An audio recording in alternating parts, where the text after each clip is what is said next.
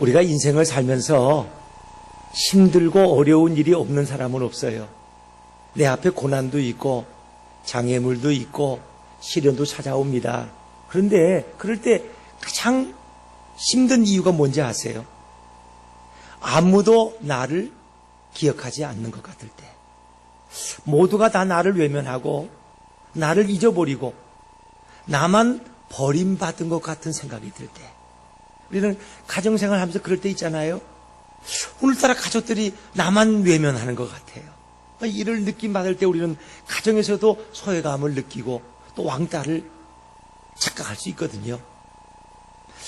홀로 나만 외로운 광야에 서 있는 것 같은 그런 고독이 밀려올 때, 모두가 다 나를 잊어버렸구나, 모두가 다 나를 기억하지 못하는구나, 모두가 다 나를 버렸구나, 이런 생각 속에 빠지면 이건 굉장히 헤어나오기 힘든 거예요. 그때 영혼과 육신이 지쳐가고 인생을 포기하고 싶을 때가 있다는 것입니다. 그러나 여러분, 모두가 다 나를 잊어도, 모두가 다 나를 버려도 영원히 나를 기억하시는 한 분이 계신 것을 믿으시기 바랍니다. 그분은 바로 여호와 하나님이시고 예수 그리스도십니다. 주님 우리에게 약속하셨어. 볼지어다 세상 끝날까지 영원토록 내가 너희와 함께 있을 것이다. 오늘 성경은 그가 아주 믿음이 좋은 사람이지만 마치 그도, 믿음 좋은 그도 하나님이 나를 잊으셨나? 하나님이 나를 버리셨나? 이런 느낌 때문에 갈등하고 괴로워하던 한 사람을 여러분에게 소개해 드리려고 합니다. 그가 바로 요셉입니다. 형들에게 미움받아서 그런 애굽의 노예로 팔려왔습니다. 그러나 성실히 일했더니 주인의 눈에 들었고 가정의 총무가 됐습니다. 그러나 인생의 시련은 그에게 또 찾아왔죠. 보디발의 부인의 유혹을 물리쳤더니 오히려 덮어씌워서 자기를 강간하려 했다고 하는 엄청난 죄를 요셉에게 뒤집어 씌웠죠. 요셉은 억울한 누명을 쓰고 지하 감옥에 들어가게 됐습니다. 그 감옥은 12대장인 보디발의 집에 개인적으로 만들어진 감옥입니다. 주로 왕의 신하들이 그 감옥에 와서 주로 복역을 하곤 했습니다. 근데 간수장이 요셉을 잘 봐서 요셉으로 하여금 그 감옥의 재반 사무를 돌보게 했어요. 심부름도 하고 죄수들도 돌보고 음식도 갖다 주고 행정적인 기록도 하고 이런 일을 시켰어요. 또 그런 가운데 아주 바로의 신임받던 술 맡은 관원장과 떡 맡은 관원장이 마침 그 감옥에 들어왔는데 보디발이 요셉에게 그들을 섬기도록 명령을 내렸어요. 그래서 요셉이 그들을 열심히 섬깁니다. 그러다 보니까 그들과 대화도 나누게 되고 친근한 사이가 됐습니다. 그런데 어느 날 그 두 관원장의 얼굴빛이 아주 어두운 거예요. 아니 무슨 어려운 일이 있으세요? 그랬더니 그들이 얘기합니다. 우리가 꿈을 꿨는데 아무도 그 꿈을 해석할 자가 없다. 술 맡은 관원장은 꿈을 얘기하는데 내가 꿈에 보니까 포도나무 가지가 있는데 가지가 3개 있더라. 거기에 포도 열매가 맺혔는데 내가 그 포도 열매를 짜서 즙을 짜서 바로에게 내가 드렸다. 이런 얘기를 하는 거예요. 그런데 요셉이 말하죠. 그것은 3일 안에 당신이 다시 복직된다는 좋은 꿈입니다. 그 얘기를 듣고 떡 맡은 관원장이 또 얘기하는 거예요. 내가 꿈에 보니까 내가 광주리 3개를 이고 있더라. 거기 떡이 있는데 새가 와서 내 머리 위에 있는 떡을 쪼아먹더라. 그건 3일 만에 당신의 목이 메어 달릴 것을 이야기합니다. 그러면서 요셉이 이 복직될 술 맡은 관원장에게 부탁을 합니다. 당신이 복직되어서 다시 바로 앞에 서게 되면 저를 잊지 마십시오. 저는 사실 아무런 죄가 없습니다. 저는 히브리에서 끌려온 노예인데 이 감옥에 들어올 이유가 없습니다. 저의 억울함을 좀 밝혀주십시오. 그때 술 맡은 관원장이 걱정하지 말라고, 내가 복직만 되면 내가 뭘 못하겠느냐고, 내가 집을 팔아서라도 당신을 구명할 거라고 아마 이렇게 정도 얘기했겠죠. 그런데 오늘 성경에 보니까 비극적인 말이 있어요. 오늘 성경에 보니까 23절에 그 술 맡은 관원장은 요셉을 기억하지 못하고 그를 잊었더라 하는 것입니다. 자, 우리 오늘 23절 말씀 다시 한번 읽어볼까요? 23절입니다. 시작. 술 맡은 관원장이 요셉을 기억하지 못하고 그를 잊었더라. 아멘. 요셉은 술 맡은 관원장이 옥을 나간 후부터 기다렸을까요? 안 기다렸을까요? 여러분 같으면 기다려요? 안 기다려요? 기다렸을 거예요. 저 같아도 기다려 그냥. 오늘이 올까? 내일이 올까? 아니 바로를 언제 뵈고 나의 억울함을 술 같은 관원장이 풀어줄까? 그래도 나하고 친근했는데 내게 손 걸고 약속했는데 요셉은 마냥 기다려. 그러나 너무 안타깝게도 술 맡은 관원장은 요셉을 기억하지 못하고 영영이 잊었더라. 어쩌면 우리 인생에도 그럴 일이 있어요. 괜히 헛된 기대를 가지고 있는데 나는 마냥 기다리는 거요.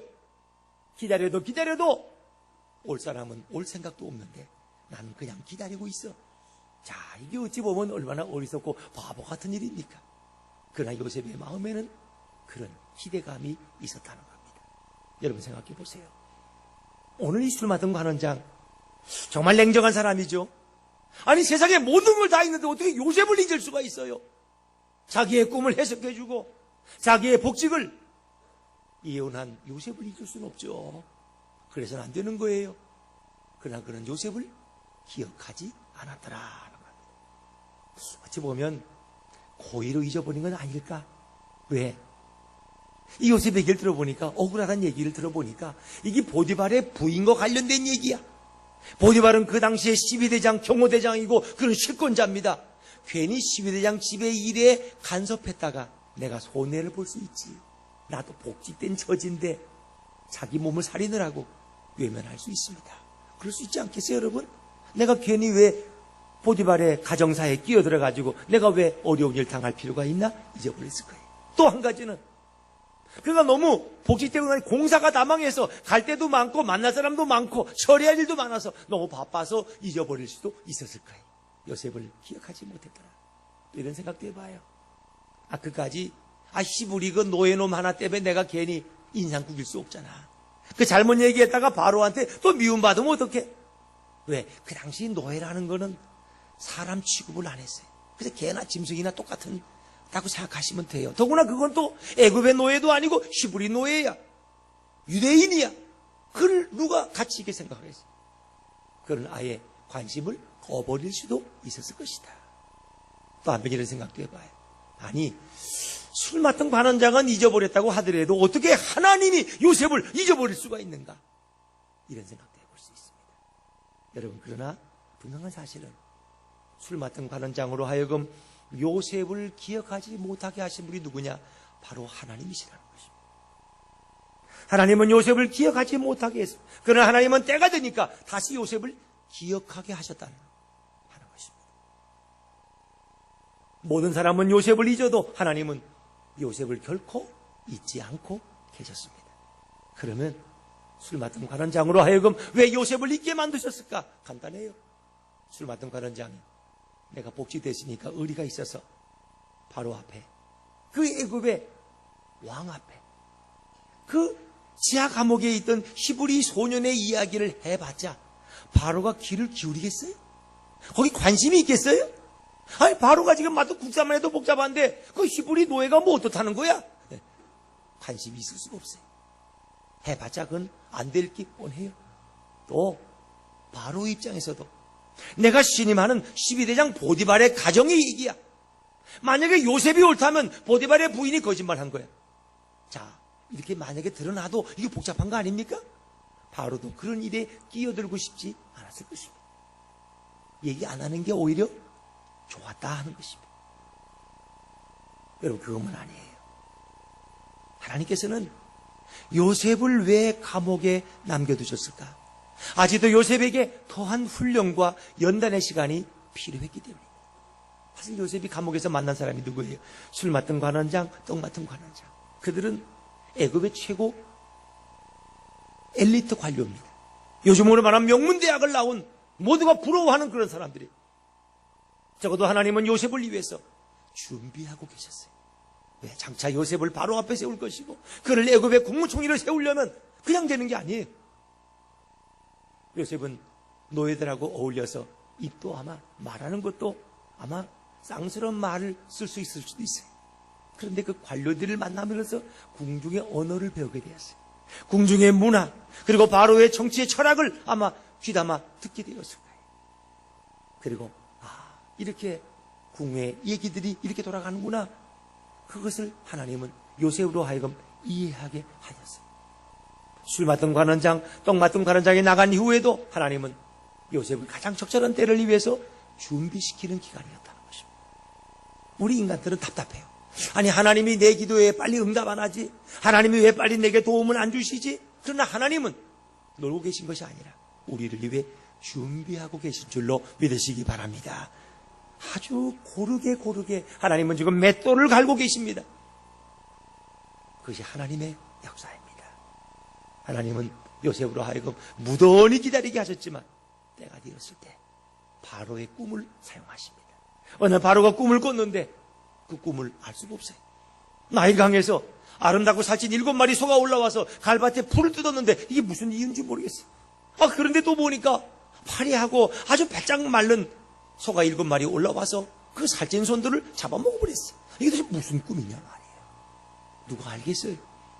애굽의 수사들을, 박사들을 다 불러도 그 꿈을 해석할 자가 없는 거예요. 그때 이 술 맡은 관원장은, 이 비서실장은 누가 생각났을까요? 요셉이 생각났어요. 꿈 얘기를 들으니까 내 꿈을 해석했던 그 히브리 소년, 히브리 청년이 있지. 그가 생각난 거예요. 그래서 바로에게 천거를 했고 요셉은 바로 앞에 서게 된 줄로 믿습니다. 참 하나님의 시간은 얼마나 이렇게 타이밍이 적절한지 몰라요. 가장 적합한 시간에 요셉을 바로 앞에 세우시는 거예요. 참 놀라운 일이죠. 저는 여러분, 사람들은 답답해하지만 하나님께서는 모든 것을 계획을 가지고 이루어 가신다 하는 것입니다. 모두가 잊어버린 것 같지만 하나님은 요셉을 기억하고 계셨고 적절한 때 그를 들어서 애굽의 국무총리로 세우신 분이 여호와 하나님이신 것입니다. 하나님은 능력이 있으셔서 하루아침에 그 지하 감옥의 노예 요셉을 바로 앞에 세우기도 하시고 그를 국무총리로 세울 수 있는 능력의 주님인 것을 믿으시길 바랍니다. 그게 바로 하나님이 일하시는 방법이에요. 때로는 술 맡은 관원장으로 하여금 요셉을 잊어버리게도 만드시고 다시 기억나게도 하시는 분이 누구냐? 하나님이시라. 이게 바로 하나님의 역사예요. 여러분, 요셉은 우리가 요셉을 얘기하면서 예수님의 그림자라고 말합니다. 요셉 같은 고난, 예수님도 그런 고난 받으셨죠. 요셉이 다시 일어나는 거, 그 예수님도 부활하셨죠. 그래서 요셉과 예수님은 참 좋은 비교가 됩니다. 대조가 되죠. 그래서 요셉을 예수님의 그림자다, 그렇게 우리는 설명합니다. 그러나 요셉이 완전한 사람은 아니에요. 그가 믿음이 훌륭하지만 그도 흔들릴 때가 있었다는 거예요. 그럼 보세요. 지하 감옥에 들어갔는데 억울함을 풀어야 되는데 억울함은 풀려지지 않고 협박될 날을 기다려봤자 이건 아무런 소망이 없어요. 그때 요셉의 마음이 흔들리기 시작했어요. 물론 요셉도 기도했을 것입니다. 아침 저녁으로 하나님 앞에 나가 부르짖었을 것입니다. 하나님, 나의 억울함을 풀어주셔서. 근데 응답이 없어요. 믿음 좋은 요셉도 흔들리기 시작했어요. 마침 그때 요셉이 술 맡은 관원장의 꿈을 해석하게 되었고 요셉은 그에게 매달리는 거예요. 관원장님, 나를 꼭 기억해 주세요. 내 억울함을 풀어주세요. 이게 요셉이 마음이 흔들린다는 증거예요. 자, 우리 성경 창세기 40장 14절과 15절 말씀 한번 우리 자막에 같이 읽어볼까요? 같이 읽어보죠. 시작. 당신이 잘 되시거든 나를 생각하고 내게 은혜를 베풀어서 건져 주소서. 나는 히브리 땅에서 끌려온 자요 여기서도 옥에 갇힐 일은 행하지 아니하였나이다. 아멘. 요셉이 흔들리고 있죠. 요셉은 지금 하나님이 아니라 이 술 맡은 관원장에게 매달리고 있는 거예요. 나를 좀 어떻게 도와달라고, 나를 좀 구해달라고 말이에요. 요셉이 흔들릴 때 그런 사람을 붙들고 사람에게 애원하고 있는 것입니다. 여러분, 이것이 연약한 인간의 모습입니다.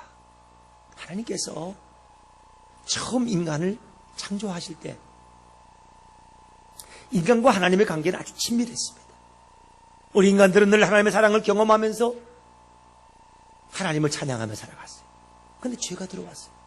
죄가 인간의 타락을 가져왔고 인간과 하나님 사이가 벌어지게 되었습니다. 죄의 장벽이 하나님과 인간 사이를 막을 때 사람들은 어려운 일 당하고 고난을 당하면 하나님이 우리를 버리셨나 봐, 하나님이 우리를 잊으셨나 봐, 늘 그런 자괴감에 빠지게 되었습니다. 요셉도 마찬가지. 그가 힘들고 어려울 때, 그가 기도가 빨리 응답되지 않을 때 하나님이 나를 잊으셨구나, 하나님이 나를 버리셨구나, 이 고통 속에서 그런 사람에게 매어 달리는 요셉의 모습을 우리가 보게 되지 않습니까? 하나님께서는 늘 불안해하고 의심하는 우리들을 위해서 한 분을 보내주셨어요. 누구세요? 예수 그리스도세요. 하나님의 아들이신 예수님을 이 땅에 보내셔서 우리 인간들로 하여금 하나님이 아직도 너희들을 잊지 않으셨다, 하나님은 너희들을 사랑하신다, 하나님은 너희를 구원하기 원하신다 하고 우리에게 실제적으로 보여주시는 거예요. 예수님이 오셔서 아무리 하나님이 너희를 사랑한다고 말해도 우리가 못 믿을 거예요. 그래서 몸으로 보여주셨어요. 어떻게? 예수님이 우리 인간의 모든 죄를 짊어지시고 십자가에 죽으심으로 하나님의 사랑을 우리에게 확증한 줄로 믿으시기 바랍니다. 하나님의 사랑은 바로 십자가에 나타나고 있는 거예요. 예수님이 그 고통과 고난을 통해서 하나님이 여전히 우리를 변함없이 사랑하신다는 것을 우리에게 증거하고 있습니다. 로마서 5장 8절 말씀 우리 자막에 한번 읽어볼까요? 같이 읽습니다. 시작. 우리가 아직 죄인 되었을 때에 그리스도께서 우리를 위하여 죽으심으로 하나님께서 우리에 대한 자기의 사랑을 확증하셨느니라. 우리가 죄인 되었다는 건 하나님과 우리의 틈이 벌어졌을 때, 우리의 친밀감이 파괴되었을 때 하나님이 당신의 아들 예수를 보내심으로 우리를 사랑하시는 그 사랑을 확증해 주셨다 하는 것입니다. 우리 예수님은 무죄하시지만 우리를 위해 십자가에서 우리 대신 죽으신 거예요. 예수님께서도 하나님이시지만 인간의 몸을 가지고 오셨기 때문에 십자가의 그 고통 가운데 예수님도 절규하지 않습니까? 마지막 숨을 거두기 전에 엘리 엘리 라마 사박다니, 나의 하나님 어찌하여 나를 버리시나이까. 하나님으로 단절되는 그 고통과 아픔을 느끼십니다. 그러나 우리 하나님께서는 3일 만에 죽은 자 가운데 다시 예수님을 일으키셔서 하나님 보좌 우편에 영광된 자리에 예수님을 세우신 줄로 믿습니다. 그래서 모든 만물이 예수 앞에 무릎을 꿇게 하셨고 예수님 앞에 영광과 존귀를 올리게 하신 것입니다. 사랑하는 여러분, 하나님의 방법은 마치 사람들은 잊은 것처럼 느껴지지만은 버림당한 것처럼 느껴질지라도 하나님은 버리지 않으십니다. 그리고 하나님은 그의 미래를 준비하고 계신다 하는 것입니다. 하나님은 당신의 사랑하는 사람들을 결코 잊지 않으시는 그런 사랑의 주님인 것을 여러분 확신하시길 바랍니다. 하나님의 사랑은 세월이 변해도 변하지 않습니다. 우리 이사야서 49장 15절 16절 말씀 한번 자막에 읽어볼까요? 같이 읽습니다. 시작. 여인이 어찌 그 젖 먹는 자식을 잊겠으며 자기 태에서 난 아들을 긍휼히 여기지 않겠느냐. 그들은 혹시 잊을지라도 나는 너를 잊지 아니할 것이라. 내가 너를 내 손바닥에 새겼고 너의 성벽이 항상 내 앞에 있나니. 아멘. 여인이 어찌 그 진통 가운데, 해산의 진통 가운데 난 자식을 잊을 수 있겠습니까? 잊을 수 없죠. 마찬가지로 하나님은 우리를 잊지 않으신다. 하나님 우리를 어디에? 자기의 손바닥에 새기신다 그랬어요. 예전에 어머니들 보면 시장 갈 때 메모지가 없으니까 손바닥에다가 뭐 써가지고 파 한 단, 고추 몇 개, 돼지고기 한 근 잊어버리실까 봐. 손바닥은 항상 보거든요. 손바닥에 새기신다.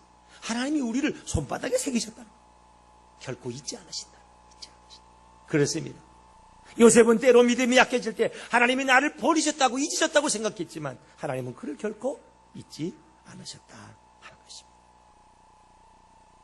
하나님께서는 오늘도 우리를 위해 준비하고 계십니다. 저는 그래서 서정주 시인의 국화옆에서라는 시가 늘 참 읽을 때마다 감동이 됩니다. 한 송이의 국화꽃을 피우기 위해 봄부터 소촉새는 그렇게 울었나 보다. 한 송이의 국화꽃을 피우기 위해 천둥은 먹구름 속에서 또 그렇게 울었나 보다.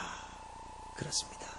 하나님은 우리를 잊으신 것이 아니라 오늘도 우리를 위한 아름다운 미래를 준비하고 설계하고 계신 줄로 믿으시기 바랍니다. 종종 우리 마음속에 흔들 때가 있는 거예요. 하나님은 그렇고 그러신 분이 아니다. 요셉도 마찬가지. 흔들렸지만 그는 불평하지 않습니다. 하나님을 완전히 등지지 않습니다. 다시 하나님을 바라보고 다시 하나님 앞에 나가 그 기도할 때 하나님은 너무너무 기뻐하십니다. 그리고 요셉에게 기다릴 수 있는 능력을 주십니다. 기다림의 지혜를 주세요. 만약 그 지하 감옥이 하루하루가 지옥 같으면 요셉이 한 달도 못 견딥니다. 아마 자살해버렸을 거예요. 그러나 하나님은 요셉의 마음속에 기쁨을 주시고 보람을 주시고 지혜를 주셔서 그런 늘 남을 섬기는 가운데 시간이 너무너무 잘 가는 거예요. 거기서 보람을 느끼는 거예요. 그 생활 속에 그는 날마다 하나님의 사랑을 경험하며 살아가는 거예요. 하나님은 요셉을 기억하십니다. 그리고 요셉으로 하여금 이제 술 맡던 관원장의 청구를 통해서 바로 앞에 서게 하시고 애굽의 국무총리가 되게 하시지 않습니까? 요셉은 국무총리가 되는 순간 어떻게 합니까? 바로의 꿈을 해석하는데 무슨 얘기입니까? 앞으로 애굽에 7년 동안 풍년이 있고 그 후에는 7년 동안 흉년이 온다는 것입니다. 그러니까 풍년 때에 창고에 곡식을 잘 준비해 놨다가 흉년 때 그것을 나눠서 먹으면은 충분히 이 기근을 이길 수 있다는 것입니다. 그 식량 정책을 통해서 자기의 가족을 구원하고 그 애굽 인근 지방의 많은 사람들의 그 기근을, 생명의 문제를 요셉이 해결하지 않습니까? 그들에게 낮은 저리로 식량을 꿔주고 그들이 다시 농사를 져서 갚을 수 있도록 그들에게 다 구제하는 일에 요셉이 앞장서지 않습니까? 요셉을 통해서 수많은 생명을 구원하게 하시는 것입니다.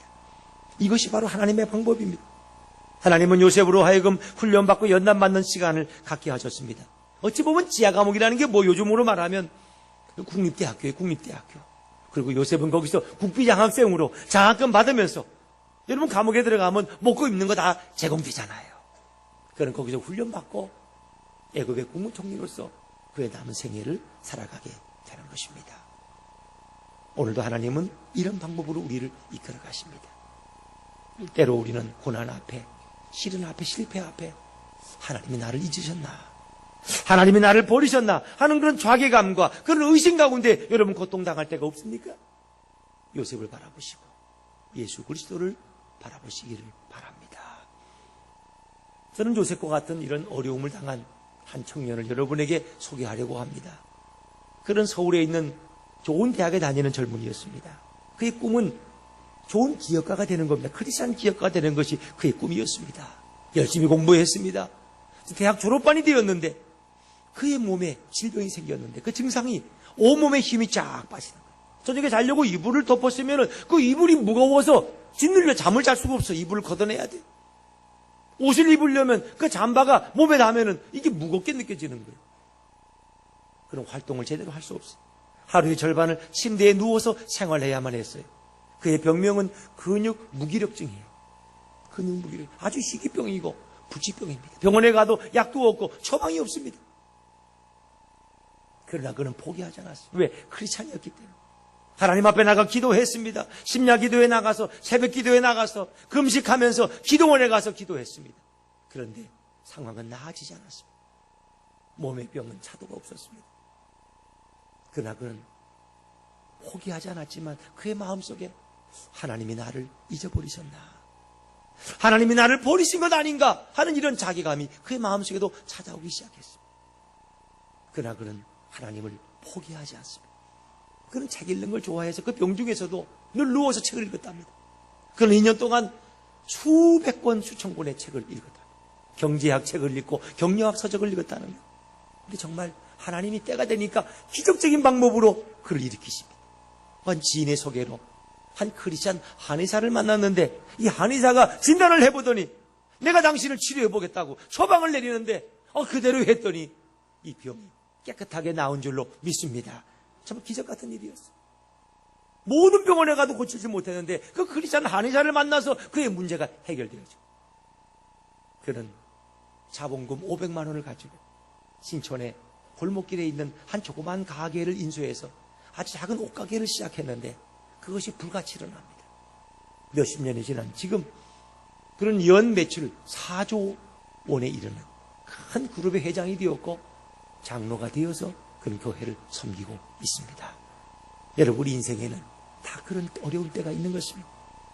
고난의 시간이 길어질 때 하나님이 나를 포기하신 거 아닌가? 하나님이 나를 버리신 거 아닌가? 우린 그런 생각 속에 빠져들 때가 있습니다. 그때마다 우리는 믿음으로 이겨내야 되는 것입니다. 하나님은 결코 그 자녀를 버리시는 법이 없습니다. 우리는 하나님의 사랑을 확신하고 절망해서는 안 됩니다. 다시 일어나야 할 줄로 믿습니다. 우리 신명기 4장 31절 한번 읽어볼까요? 신명기 4장 31절 자막에 같이 읽습니다. 시작. 내 하나님 여호와는 자비하신 하나님이시라. 그가 너를 버리지 아니하시며 너를 멸하지 아니하시며 내 조상들에게 맹세하신 언약을 잊지 아니하시리라. 아멘. 그렇습니다. 하나님은 결코 우리를 버리지 않습니다. 우리를 잊지 않습니다. 하나님의 약속은 영원한 것입니다. 여러분 성경에 귀하게 쓰임받은 분들 보면은 이런 고난 없이 하나님 앞에 쓰임받은 사람 없어요. 여러분 모세를 보십시오. 궁중에 40년을 편안하게 지냈겠죠? 그러나 그 다음에 40년은 미디안 광야에서 양치는 목동으로 잊혀진 세월을 삽니다. 하나님이 나를 잊어버리셨구나. 하나님이 나를 버리셨구나. 한 가지 모세가 양치는 목동으로 인생을 끝내는구나 생각했을지도 몰라요. 그러나 그가 80세가 되었을 때 하나님이 그를 부르십니다. 모세야 모세야 가시덤불 가운데 부르시고 네가 이스라엘의 출애굽의 지도자가 되어라. 40년 동안 이스라엘 백성을 이끌고 광야를 거쳐서 가나안 앞까지 가지 않습니까? 그도 잊어버려진 것 같은 그런 시대가 있었다는 것입니다. 여러분 다윗을 보세요. 다윗은 일찌감치 그런 사람들에게 알려지고 그리고 기름 부음 받고 자신이 왕이 될 것까지 예고받지만 그의 생애는 고난이 찾아옵니다. 사울의 사위가 되었지만 그런 쫓기는 신세가 되었고 노숙자 신세가 되지 않습니까? 오죽에 쓰면 저 블레셋까지 가서 그런 거기서 미친 사람처럼 구걸하면서 자기 생명을 유지하지 않습니다. 다윗의 시를 보면은 정말 비통한 시가 많습니다. 시편 22편 여러분이 교동문을 읽었지만 내 하나님이여 내 하나님이 어찌하여 나를 버리셨나이까? 어찌하여 나를 돕지 아니하시며 어찌하여 내 신음소리를 듣지 아니하시나이까? 다윗이 오죽 답답했으면 하나님이 어떻게 나를 이렇게 버리실 수 있나? 내 신음소리조차 하나님이 외면하실 수 있나? 이런 고통 속에 빠졌던 때가 다윗 생애도 분명히 있었다는 사실입니다. 욥은 말할 것도 없죠. 욥은 동방의 의인이지만 그는 하루아침에 사탄의 시험을 받아가지고 건강을 다 잃어버리고 재산을 다 잃어버리고 10자녀마저 다 빼앗기고 그는 결국 거린 신세가 되지 않습니까? 그는 하나님이 다시 그를 일으키셔서 과거보다 꼭 2배의 복을 누리고 그 건강과 모든 재물과 가정을 회복시켜 주시는 것을 우리가 볼 수 있잖아요. 사랑하는 여러분, 우리가 때로 인생에 요셉처럼 힘들고 어려운 때가 올지라도 우리는 하나님을 바라봐야 할 줄로 믿습니다. 요셉이 어려운 시기를 이겨내고 승리하시는 비결이 뭔지 아세요? 요셉에겐 꿈이 있었어요. 하나님이 어린 시절에 그에게 주었던 꿈, 해와 달과 별이 자기에게 절하던 꿈, 형제들의 곡식단이 자기의 곡식단에게 전하던 꿈이 있어요. 그는 꿈을 붙들었습니다. 고난을 이겨낼 수 있었어요. 요셉이 꿈을 붙들었다면 우리는 뭘 붙들어야 돼요? 하나님의 말씀을 붙들어야 할 줄로 믿습니다. 하나님의 말씀은 꿈입니다. 하나님의 말씀은 비전입니다. 우리 잠언 29장 18절 말씀 한번 마지막에 읽겠습니다. 잠언 29장 18절 말씀 같이 읽죠. 시작. 묵시가 없으면 백성이 방자히 행하거니와 율법을 지키는 자는 복이 있느니라. 아멘. 묵시가 없으면 백성이 범죄한다는 얘기예요. 이 묵시라는 건 하나님의 말씀이고 비전이고 꿈인 것입니다. 꿈이 없는 사람, 비전이 없는 사람, 말씀이 없는 사람, 그런 결국 죄악된 길로 갈 수밖에 없고 낙심할 수밖에 없는 것입니다. 그러나 우리가 말씀을 붙들면, 그래서 우리가 이 예배에 나와서 하나님 말씀을 듣는 것이 얼마나 중요한지 몰라요. 여러분이 매일매일 아침에 하나님 말씀을 붙들고 큐티하면서 그 말씀을 읽는 것은 얼마나 중요한지 몰라요. 왜? 말씀이 여러분의 인생을 이끌어가기 때문에. 말씀을 통해 하나님이 여러분과 함께 하시고 여러분에게 말씀하시고 여러분의 인생길에 동행하시는 것입니다. 절망의 자리에 있습니까? 하나님이 나를 잊어버렸다고 낙심하십니까? 다시 일어나십시오. 말씀을 붙드시고 주님과 함께 동행하는 축복의 인생들 다 되시기를 주의 이름으로 축원합니다. 축원합니다.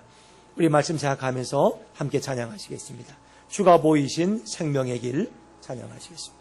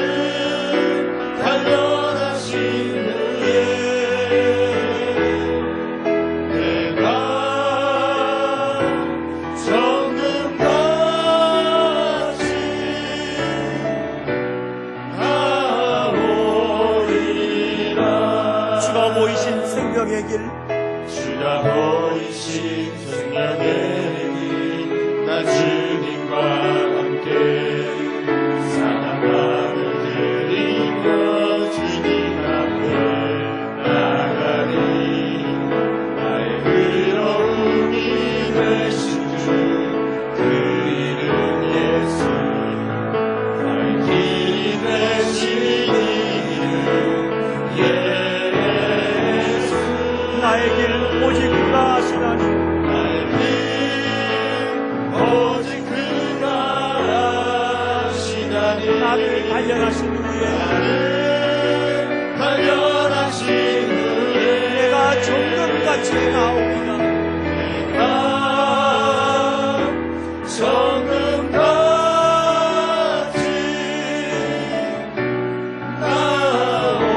나오리라. 나의 길 오직 그가 아시나니 나의 길 오직 그가 아시나니. 나를 단련하신 후에 내가 정금같이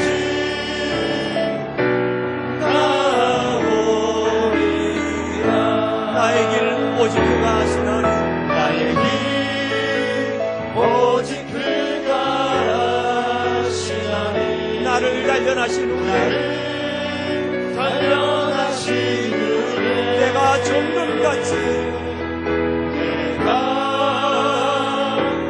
정금같이